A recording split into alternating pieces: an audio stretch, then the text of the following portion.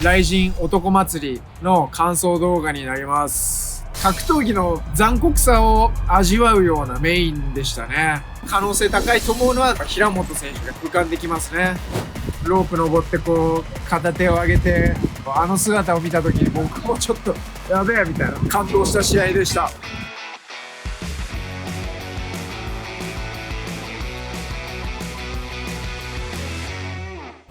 Welcome to リンヤマンチャンネル。私は今アメリカントップチームに来てます。充実した中で練習できてます。そしてやはり3度目ということもあり、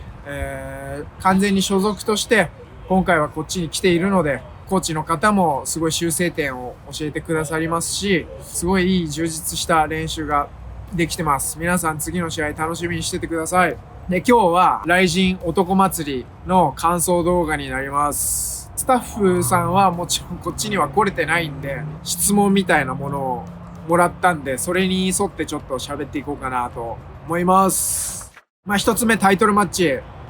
クレベル選手対シェイドライフ選手の試合ですね。ああいう結果になると予想していたかっていう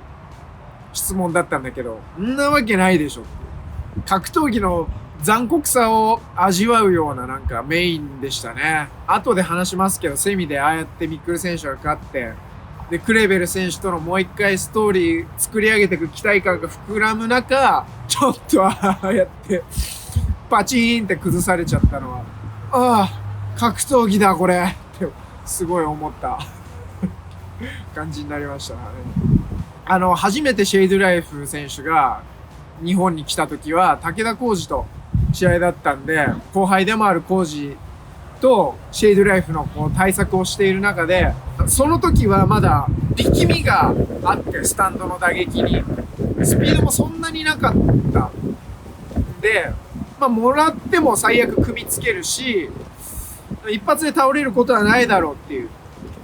そういう殺傷能力はスタンドでは持ってない選手だっていう認識だったので、特に驚きました。やっぱもう舞台にも慣れてきて、打撃の精度もどんどん上がってるなっていう感じですね。あの時点でも相当完成度は高かったんですけど、その中でもどんどんね、あの年で上がっていくので、本当に末恐ろしい選手だなっていう風に感じました。で、やっぱ僕は昔からブラジルの寝技師、フィジカル的に持ってるものとしては、劣る選手が上回る選手を倒していくっていう姿、ノゲーラがミルコだったりボブサップだったりを倒して姿を見てきて育ったんで、やっぱそういう選手にはすごい思い入れが僕は個人的には入ってますし、今回もクレベル選手をそう重ねて見てました。で、ストーリーもやっぱクレベル選手の方がやっぱ長く見てますし、どうしてもそっちに気持ちが入った中で試合見てたんで、ちょっと残念だったなっていう気持ちにはなりましたね。踏みついた後の展開っていうのもすごい見たかったし、でもそこまで持ち込ませなかったシェイドライフ選手もやっぱさすがだったなと思います。シェイドライフ選手は20代前半あれでとかで、まだまだあと10年戦える選手だと思うんで、ちょっとね、まだクレベル選手が元気なうちにもう一回再戦っていうのをすごい見たいなとは思います。シェイドライフ選手の今後、読めないでしょ。あんだけ若くして完成度高くてチャンピオンになった選手っているっすか、他に今まで。どういうストーリーができていくのかがちょっと読めないっすよね。ずっと勝ち続けるっていうのはすっげえ難しい競技だし、ひたすら防衛するのか。でもそれでもやっぱ日本でも彼を任す選手っていうのは出てくると思うんで、僕はスペシャルがないと彼には勝てないんで、打撃か寝技でも寝技に持っていくためにはその過程でのレスリングでシェイドライフ選手を上回っていかないといけないんで、レスリングと寝技がスペシャルな選手か、打撃とレスリングがスペシャルな選手じゃないといけないと思うんで、現時点で僕がやっぱ可能性高いと思うのは、どうしてもやっぱ平本選手がやっぱ浮かんできますね。テイクダウンディフェンスしつつ、はい、殴るっていう。やっぱまあそこは一番今のところ期待値が高いかなと思ってます。久保選手がそれで挑んだと思うんですけど、やっぱそれでもやっぱうまくオーバー混ぜたり、現代 MMA の戦い方もできるんで、やっぱ相当攻略は難しい選手になったなとは思うんですけど、黙って様子見るしかないですよね。一回、はい。まあもうほんとサクッと取りすぎてあんまり感情がこう、注入はまだちょっとできないなっていう選手なんですけど、これからがほんと楽しみです。はい。楽しみになってきました、フェザー級。次、朝倉未来選手対鈴木千尋選手の試合です。いや、これマジで感動した。これはちょっと、はい。すごかったですね。まあこの、僕は ATT でこうペーパービュー買って画面で見てたんですけど、思わずね、勝ってこうロープ登ってこう片手を上げて涙こらえてたのかな、わかんないけど、あの姿を見た時に僕もちょっとやべえみたいな、ああみたいな感じになっちゃうぐらいすげえ感動した試合でした。スタッフとしてはすごいプレッシャーの中勝って嬉しかったけど、どう感じたって書いてあるんですけど、まあ本当にそう。この人の人生は面白いなっていう感じですね。3回かな KO 負けして、それってトラウマもあると思うんですよ。でもそういう中であんだけの人の前でしっかり向き合い切って、文字通り戦ってそれを乗り越えた姿っていうのを見せた朝倉選手、やっぱかっこいいなと思ったし、この人の人生面白いなって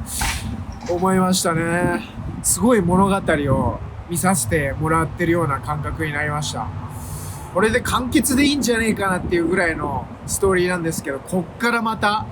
続いていくんでめちゃめちゃ楽しみですし、どうなっていくのかなっていう。鈴木選手がこの短期間でオファーを受けて成立した試合なので、鈴木選手のこの男気とか人間力、力強さっていうのも僕はすごい感じた試合でした。試合前にちょっと気になったのは、男だったら打ち合ってくれるんじゃないですかねって鈴木選手が言ってたのが、あれちょっといつもの感じじゃないっ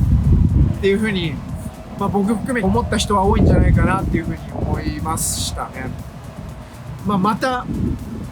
安全な状態で2人が勝ち上がって戦う姿っていうのも見てみたくなるような試合でした。はい。本来いつもの鈴木選手だったら多分テイクダウン来ようが関係ないっすよ、それは総合格闘技ですから、来ても切ってぶん殴るだけっすよっていうようなファイターかなって思ってるんで、そういうマインドまでこう作りきれなかったっていうのもあると思うし、またここから鈴木選手がこう勝っていく姿っていうのも楽しみに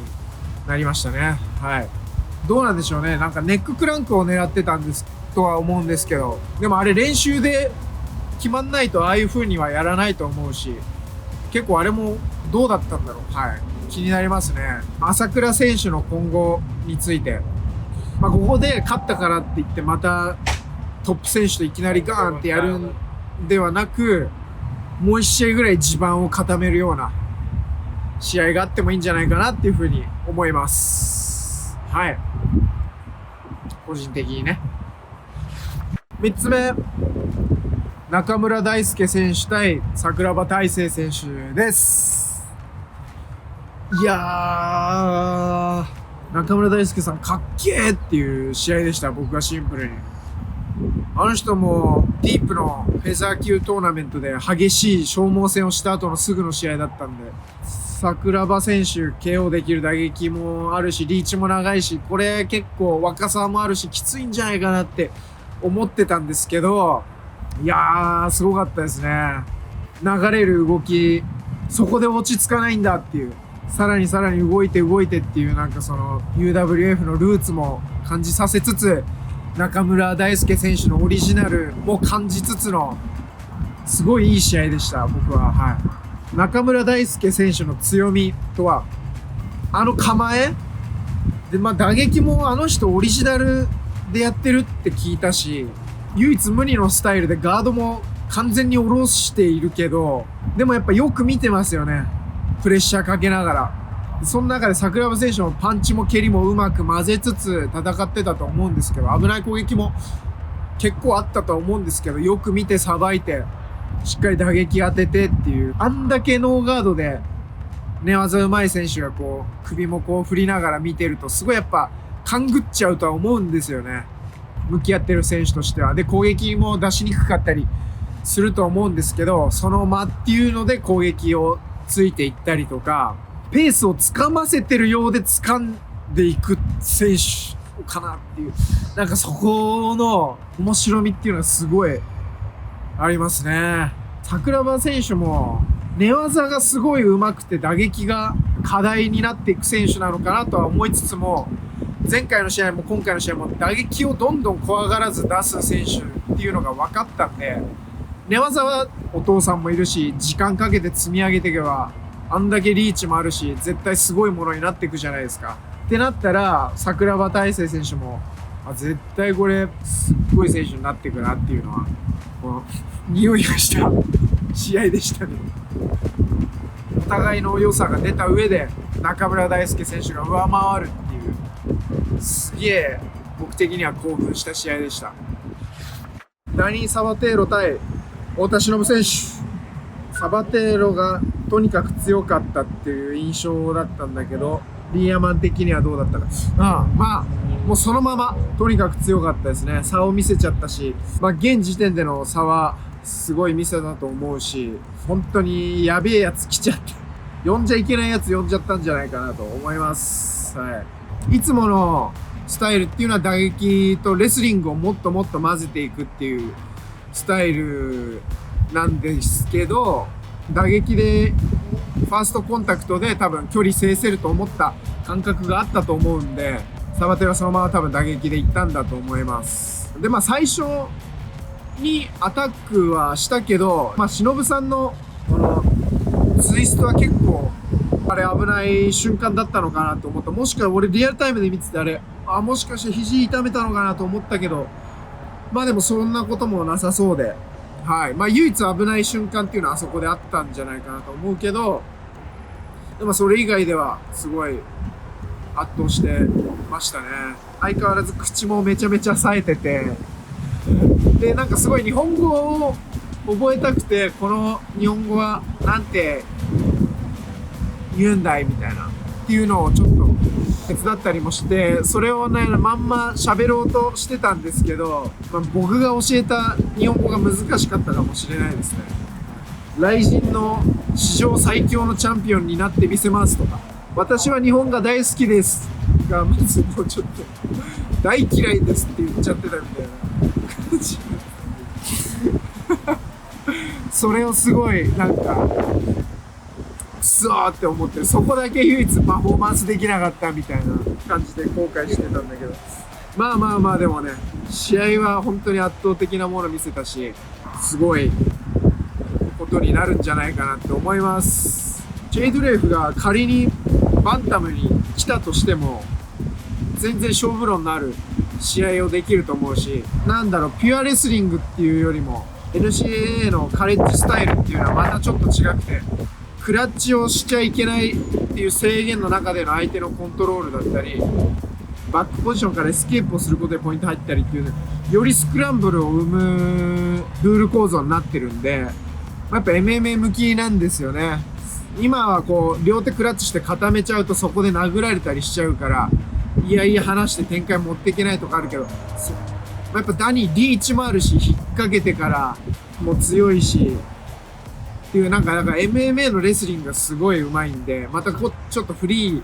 とはまた違うんですよね。はい。そういうのをディビジョン1でやってきて、オールアメリカンでベスト8以上にも入ってるわけだし、全然バンタムだったらシェイドライフを崩す選手にもなると思いますね。はい。すげえ楽しみですよ。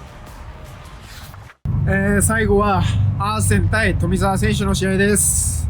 本当に良かったです。富澤選手がレスラーとしてはすごいやっぱ怖い膝っていうのを得意としてる選手なんで、アーセンとしてもやっぱ怖さもあったと思うし、しっかり超えて決めきって勝ったっていうのがまず何よりでかい経験になったと思います。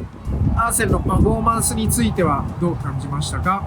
今将校さんのメインコーチでもあるマックス・コクエさんっていう